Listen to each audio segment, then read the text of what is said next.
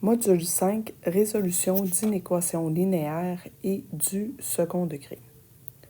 5.1, résolution graphique d'inéquations du premier degré à deux variables.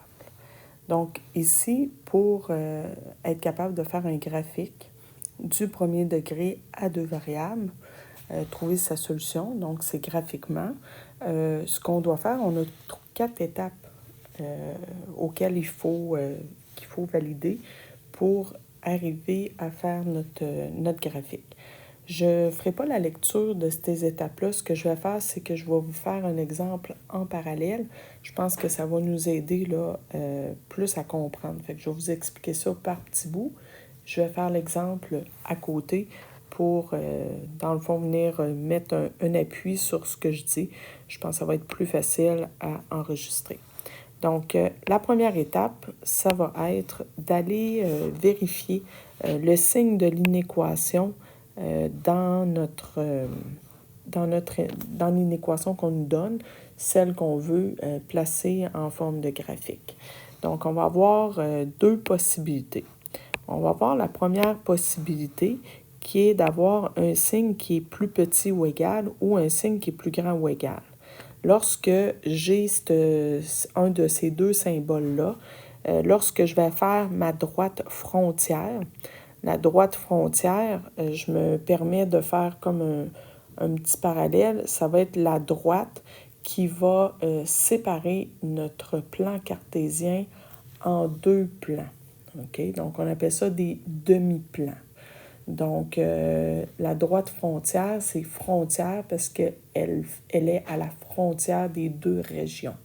Donc, je vais vous en reparler, mais on va commencer à placer le vocabulaire exact pour savoir de quoi on parle, puis qu'on se comprenne lorsqu'on utilise le langage adéquat.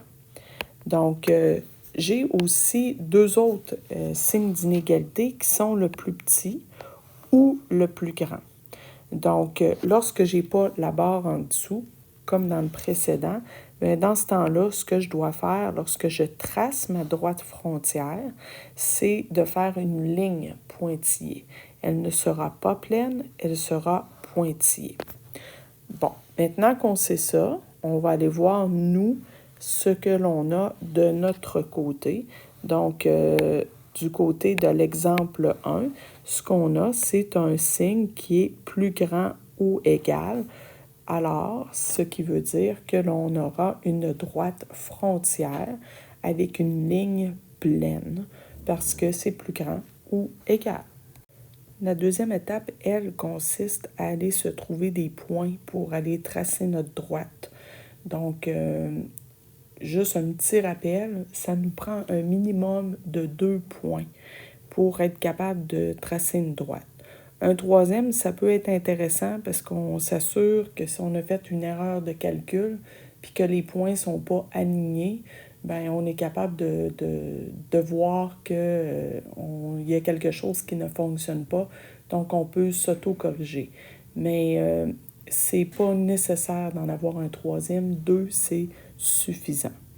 Donc, ce que je vous conseille aussi, là, présentement, si tu regardes ma table de valeur, j'ai aucune mesure qui sont là, indiquées dedans, parce que c'est moi qui va aller décider qu'est-ce que je fais avec, c'est quoi que je vais aller placer, quelles sont les valeurs que je vais inventer. Fait que c'est moi qui vais décider. Fait que quand on regarde l'étape 2, on dit tracer la droite frontière, mais tu sais, avant de tracer la droite, on a comme des choses à faire, là. On va tout d'abord transformer l'inéquation en équation.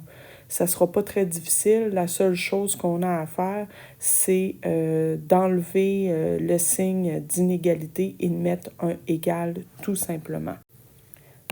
Ensuite, ce qu'on va faire, c'est trouver des points de la droite en remplaçant X et Y par des valeurs. Bon, qu'est-ce que ça veut dire, ça?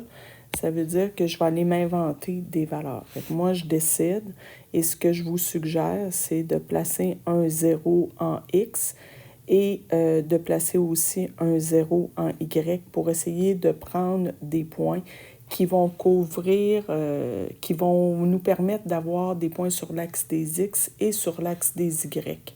Donc, si ces deux points-là sont suffisants, puis ils me donnent des valeurs entières qui me permettent de faire une graduation intéressante puis pas trop compliquée, parce que si vous vous retrouvez avec des valeurs de X ou de Y qui sont de 14,2, je pense pas que votre graduation va être suffisamment précise, puis vous la trouverez pas non plus intéressante pour tracer un graphique. Fait qu'habituellement, on s'arrange pour avoir des valeurs entières. Fait que c'est un peu le principe là, qu'on doit essayer de suivre. Donc, je vais vous faire les calculs, là. Je vais vous montrer comment est-ce qu'on fait pour aller trouver la valeur du Y. Là, je ne sais pas si vous avez remarqué, mais j'ai inventé une seule valeur. Donc, quand je dis une seule valeur, j'ai pris une valeur pour une des variables. Je ne peux pas aller décider que X et Y valent toutes les deux 0, là. Ça, c'est pas possible parce que ça ne veut pas dire que le point 0, 0 passe par ma droite frontière. Donc, ce que je sais, c'est que sur ma droite frontière, à un moment donné, mon X vaut 0 et là, mon Y, qu'est-ce qu'il vaut? Mais c'est à moi à le calculer. Fait que c'est pour ça qu'on va mettre l'égalité, parce qu'on veut trouver le point qui est sur la droite. OK? Donc, c'est ce qu'on va faire, là, c'est ce que je vais aller vous faire. Alors, ce que j'ai fait, c'est que j'ai placé mon équation y est égal à 2x moins 3. J'ai mis un 1 ici pour dire que ça correspond au calcul de la valeur qui est ici, là, mon y qui vaut 0, mon x qui vaut 0, excusez-moi. Et j'ai remplacé dans mon équation la valeur de mon x par 0. Donc, 2 fois 0, ça me donne 0, moins 3, ça me fait un y qui vaut dans le fond moins 3. Donc, ma valeur pour mon y, ça se trouve à être moins 3. Et je vais faire la même chose pour lorsque mon y, cette fois-ci, vaut 0, je vais rechercher ma valeur de x. J'ai donc ici, dans mon équation, cette fois-ci, remplacé mon y par 0. J'ai voulu isoler, fait que j'ai fait plus 3, donc ça me donne 3 est égal à 2x. Et j'ai divisé par 2 de chaque côté, ce qui m'a donné 3 demi. Donc, cette fois-ci, la valeur de mon x, c'est 3 demi. C'est une valeur qui est un nombre à virgule. C'est quand même pas si mal, là, c'est 1,5. Ça se dessinerait quand même bien là, dans un plan cartésien. C'est pas comme si j'avais eu 1,3 périodique, que je ne suis pas capable d'aller le placer de façon précise. 1,5, on est capable de se débrouiller. Mais habituellement, quand on arrive dans des situations comme ça, on s'arrange pour se trouver une autre valeur. Donc là, à partir de ce moment-là, ce que je fais, c'est que je m'en viens me placer une valeur de x ici. Mettons, x vaut 1, puis je m'en viens me calculer cette valeur-là en la remplaçant dans mon équation, en faisant 2 fois 1 moins 3. Donc 2 fois 1, 2, moins 3, ce qui me donne moins 1. Donc là, j'ai trouvé la valeur de mon y qui vaut moins 1. Là, j'ai deux valeurs entières. Habituellement, c'est comme ça qu'on fonctionne, là. On s'arrange pour avoir des valeurs entières, ce qui est plus facile pour faire une graduation et aller placer ça sur notre plan cartésien. Donc, j'ai mes 2 points et je me rappelle que j'ai mes 2 points et je me rappelle que moi, dans mon cas ici, je suis dans plus grand ou égal, donc je devrais faire une ligne pleine. Donc, ma droite frontière devra être pleine. Fait que là, je vais aller placer mes points dans mon plan cartésien en faisant ma graduation.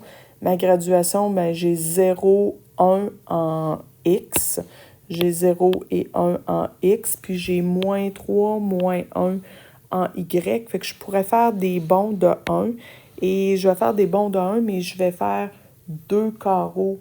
Même, je vais faire 4 carreaux parce que j'en ai pas tant de besoin d'espace. Fait que 4 carreaux, ça va valoir 1. J'ai choisi la même graduation pour l'axe des Y. Là, il me reste juste à placer mes points. Fait que je vais aller placer mon point 0, moins 3. Donc 0 en X et moins 3 en Y, ce qui fait que mon point va être ici. Et je vais aller placer ensuite mon point 1, moins 1. Donc 1, moins 1, je m'en viens juste ici. Alors, à ce moment-ci, j'ai 2 points, j'ai 2 coordonnées et je peux tracer ma droite frontière. Je n'oublie pas que ma droite frontière doit être pleine. Donc, je m'en viens placer ma droite comme ça ici. Si je m'en viens visualiser le point 3,5, regardez, 1,5 est ici. Puis je suis à 0 aussi en Y, fait que je suis quand même pas pire. Là, habituellement, on fait ça avec une règle, mais sur mon application ici, j'ai pas cette accessibilité-là à une règle. Fait que là, on a fait nos 2 premières étapes. L'étape 1, on a décidé si la droite était pleine. Et là, présentement, là, ce qu'on a dessiné à notre étape 2, c'est notre droite frontière. Voici la droite frontière.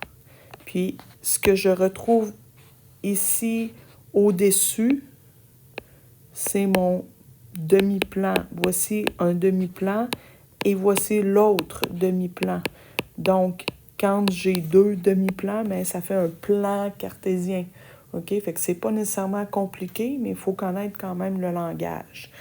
Pour déterminer la région solution, parce que c'est ce qui nous reste à faire, déterminer la région solution, bien, il faut que je sache si je dois assurer dans mon demi-plan du haut ou dans mon demi-plan du bas. Donc là, pour faire ça, il va falloir que j'aille utiliser mon inéquation. Mon inéquation va me permettre d'aller retrouver la région solution qui correspond à cette inéquation-là. Donc, j'ai un petit calcul à faire. Fait qu'on va aller le lire, là, déterminer la région solution, prendre les coordonnées d'un point appartenant à l'un ou à l'autre des demi-plans.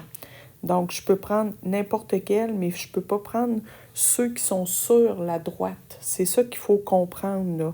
Jamais prendre les points qui sont sur la droite. C'est dans un ou l'autre des demi-plans. Et remplacer les variables x et y dans l'inéquation. Et là, une fois qu'on va les avoir remplacés, ce qu'on va avoir à faire, c'est vérifier. Est-ce que l'inégalité, on va aller calculer de chaque côté, s'il y a des choses à calculer. Puis on va aller vérifier est-ce que l'inégalité est vraie ou est-ce que l'inégalité est fausse. On va aller vérifier est-ce que l'inégalité est vraie ou est-ce que l'inégalité est fausse. Fait que là, on va aller vérifier les deux. Fait que si l'inégalité, elle, est vraie, bien, le point là, que je viens de choisir pour la vérifier, bien, il fait partie de la région solution. Puis si l'inégalité est fausse, bien, ça veut dire que le point que j'ai choisi, il ne fait pas partie de la région solution. Donc, je pense que je vais vous faire ajouter quelque chose là, ici. Il faut assurer de ce côté. Donc, si l'inégalité est vraie, on va assurer de ce côté, tandis que si l'inégalité est fausse, ben il faut assurer de l'autre côté.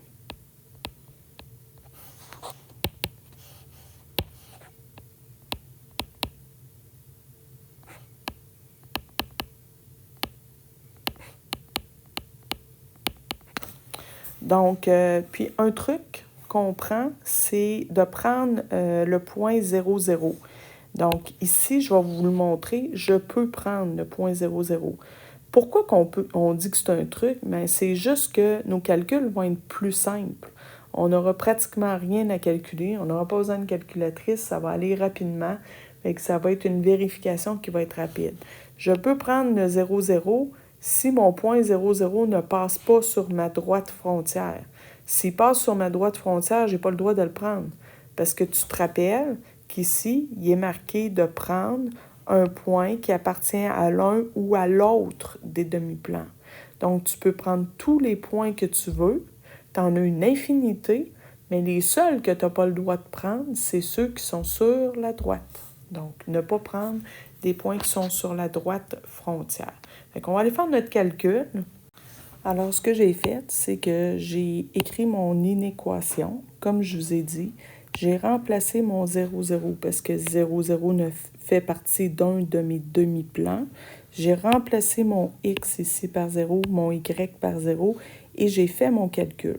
2 fois 0, 0, moins 3 me donne moins 3. Je valide ici l'inéquation. Est-ce que 0 est plus grand ou égal à moins 3? Oui. L'inégalité. Et là, voici ma justification. Ça, je veux voir ça dans un examen. L'inégalité est vraie. Donc, 0, 0 fait partie de la région solution. Tu justifies que ce point-là doit faire partie de ta région solution. Alors, tu dois assurer de ce côté. Fait que ce qui te reste à faire pour trouver tes solutions possibles, c'est de venir assurer ton demi-plan dans lequel ton point 0, 0 fait partie. Donc, c'est ça qui nous restait à faire. Fait que maintenant, les solutions possibles, ce sont toutes les coordonnées qui sont ici dans ce demi-plan-là. On pourrait nommer tous les points qui sont là et ça fait toute partie des solutions. Donc, si je remplace une de ces coordonnées-là dans mon inéquation qui est là, l'inéquation va toujours être vraie. Et dans mon cas, puisque j'ai le égal en dessous de mon signe d'inégalité, les points qui sont sur la droite frontière font partie de l'ensemble solution.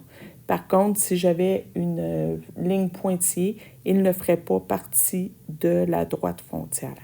Pour la quatrième étape, c'est une étape qui est facultative. Donc, l'étape 4, c'est la validation.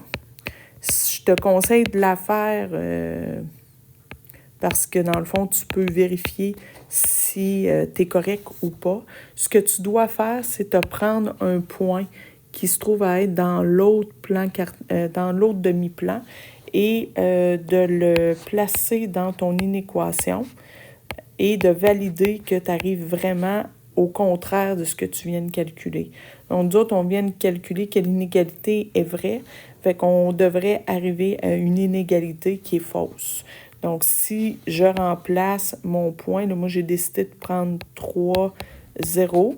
Donc, si je remplace mon y par 0, mon x par 3, fait que ça ici, ça me fait 6. 6 moins 3, ça va me faire 3. Et 0, est-ce que c'est plus grand ou égal à 3? L'inégalité est bien fausse. Donc, ça veut dire que 3, 0 ne fait pas partie de la région solution. Donc, je viens de prouver là, que mon plan cartésien, que mon demi-plan est vraiment l'autre demi-plan que j'ai, dans lequel je retrouve le point 0, 0 et que ça ne marche pas, ça ne fonctionne pas avec mon point 3, 0. Donc, voici ce que l'on doit faire lorsqu'on vous demande de représenter dans un plan cartésien l'inéquation suivante.